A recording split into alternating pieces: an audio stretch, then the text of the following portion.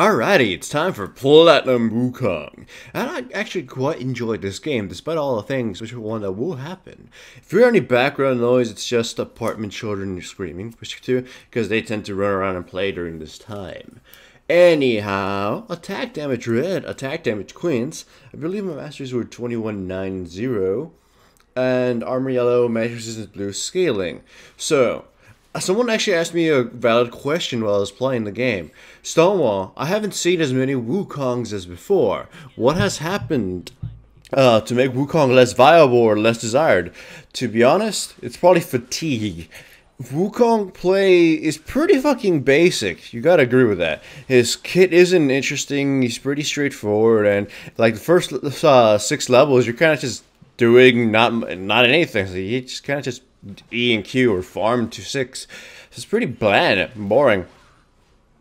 I mean, yeah, certain champions like Xin Zhao are kind of the same thing as well, and just not that flashy. But the thing about Xin Zhao is they just kind of like, you can feel that damage just mounting up quickly, like step, step, step. And Wukong's just kind of, you know, monkey dash, monkey cane, monkey spin, and then monkey invisible. It's not really that interesting. It doesn't mean he can't make plays or that he's not strong. It's just, you know, he's still a strong jungler to pick, and especially a carry. But after 100 or so games, I'm pretty sure some people are just sick of it. And every other champion, every other jungle champion got a jump by ability as well, and they can carry too. So when given the choice between 2 champions, one like, let's say, Jungle Udyr and Jungle Wukong, I would assume most players would want to pick Jungle Udyr because he's a lot more fun to play. I know it's subjective and stuff, but that's just kind of what I go with. Anyways, I'm finally level 6, and therefore I can finally contribute. I go in with my E, and then I use my ultimate. I make sure to hit my Q first to reduce the armor, and then use my ultimate, you know, to slam dunk the enemy Orianna. Now, I tried to gank earlier against the Orianna, but that was only because I saw an opportunity arise. It didn't feel I could kill her, though. It didn't feel I could kill her, or anybody for that matter. My enemy opponents were a little too safe, so to speak. The best chance I'd have would be against Renekton, along with my Rise teammate to help me. But they were way too safe, and I couldn't do anything. Bottom lane was to also have Morgana, so God help me when I try to do something. But here is a redeeming thing about Wukong here. His AoE damage, especially early, is ridiculous. The enemy team is so clustered up doing Dragon that I go in flash and all, and just pop my ultimate and manage to hit 3 people.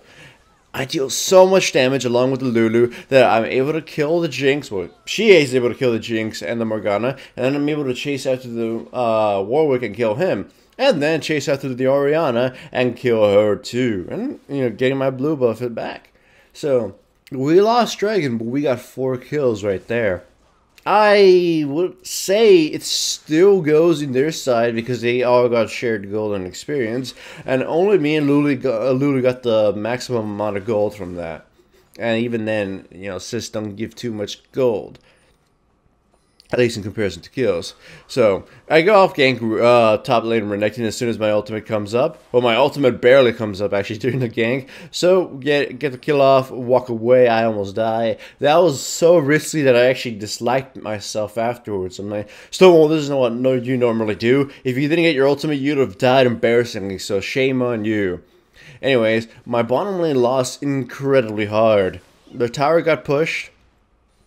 And now their bottom lane gets to row mid and cause more damage. This forces my bottom lane to come in and help as well. So now here's look. I scan with the red trinket to see if, you know, maybe they have a ward here or whatever. So I don't want to get invaded while I'm here. And they make it obvious that they have a ward right there. Of course, I can't see the ping when I'm playing, but you can saw that here in the replay they pinged that spot. The fact that they backed off and they leaned toward the right side, away from my E initiation, my E range, and to show that they had a ward. Either way, though, the Jinx got a little too close here and decided, you know, she probably thought I wasn't going to engage on her or be this dangerous. But, of course, you know, I'm a fat fucking Wukong. I dove right in and killed her. And then also picked up the Morgana. Here I deal quite a bit of damage on the Orianna, especially after she decides to initiate on my Lulu teammate, and she only survives with a sliver of health. and thanks to her barrier, her shields, and all that good stuff. So Renekton decides to dive against Lulu and kills her. Pops his ultimate, but I kind of just evade it with my E. Shit's pretty bad for my team right now. We are losing. And I'm building tanky, which I come to regret. I feel I should have built Brutalizer than Sunfire Cape and not real worried about the slow. The enemy team doesn't have many champions that would really be affected by Rando and Zoman, so it comes off as a waste in retrospect. I should have probably built Sunfire Cape for more damage or something. Anyways, initiate on the Jinx once again. I knock up Morgana a little bit just so, I don't know. I had no reason. Should have just focused on Jinx. And the fight breaks out, but my team has absolutely no damage at during this skirmish. Even when Lucian arrives, which is a little way too late, he doesn't manage to do anything. I run away from the fight using my E and everything, and Renekton chases me down. The Rise is badass enough to know that, you know what, we can kill this Renekton who's by himself, despite the fact that you were running away. So we pick up a consolation kill here on the Renekton. Anyways, I was saying, Wukong, you pretty much just pick him for the damage and the initiation. It's like, he's not a tank, he's a bruiser, and so he's a bruiser fighter sort of thing. So even he's not the best peeler, he's not the best, anything of bruiser traits or tank traits, but he's got the damage, and he's got the initiation powers, or at least follow-up powers. So with that in mind, that's a very rare thing. You can, your team can pack more damage, and you can still cover the whole aspect of initiation and safe initiation, hard engage, I mean. What other jungler can boast having damage and that much AoE engage power? Not very many, if at all. Most of them were also APs, so there's that. Sorry for the yawn.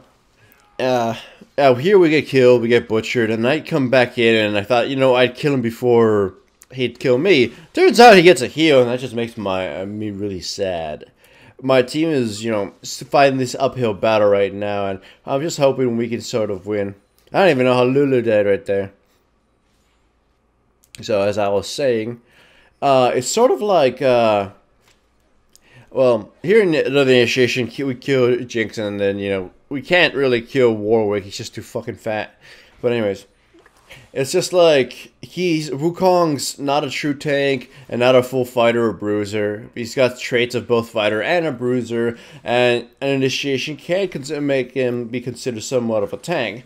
So, he's one of those jack-of-all-trades sort of combatants that really does work well in solo queue, because these are all things you need and you tend to lack because your teammates suck at picking champions. Like, oh man, we have no initiation, and I want to pick and we need to pick a tank or an initiator or a crowd control or a peeler of some sort, and then your teammate blocks in Fiora. Yeah, it's stuff like that. But at least Wukong, somebody wants to do lots of damage and be a fighting brute badass and shit, they can at least pick Wukong and do so. And still provide initiation whether they, wanted to or not. You take Wukong and you see him fight, and the player who is Wukong will initiate a fight most of the time properly, even if he did not intend to, because that's the way to maximize his damage against the enemy backline and MVPs. So, it's just kind of a good unintended outcome in most cases. Like, I've seen Wukong players who had no intention of actually working as a team, or initiated poorly or whatever, but they still had the idea of, throwing their ultimate on the entire enemy team because they wanted to do that sweet deeps. So yeah, also I keep just thinking, I don't know how to check, but that whenever Jinx throws her traps, it just sounds like that icky character from Digimon, and I'm like, man, it must be the same voice actor. But anyways, you can see we're fucking losing right now. We have no towers, and the enemy team has way too many compared to us, as well as a dragon or two. I think they got 2 dragons. And my team sort of keeps getting caught over and over and picked off. So right now we're kind of in dire straits. I mean, Lucian decided to get Dragon with Lulu, and then the other two decided to push mid for some goddamn reason. Thresh and Ryze are pushing. Ryze is one of the worst pushers in the game. Why the hell is he trying to do that? And here I have a terrible engage because I thought the enemy team was split up. It cost my Lulu teammate her life, and I survived. My ultimate is down, so I can't really help the fight. What's the Ryze teammate and Lucian Thresh are alive, so it was my fault there that we engaged that at all. So it was just so poor and stupid that it ended up costing us a tower and inhibitor. So man, our communication is just that bad. Like, look, Ryze goes off by himself, and it was obvious a lot of opponents would be there. I go in just to see maybe I could save the Ryze, and I instantly regret it. Of course, I won't get turret dove, so that just ends up costing me one flash. But damn, we lost Lucian and Ryze for the stupidest of reasons. Fortunately, they only push one tower, so they in one tower, and then Jinx pushes her luck and gets herself killed.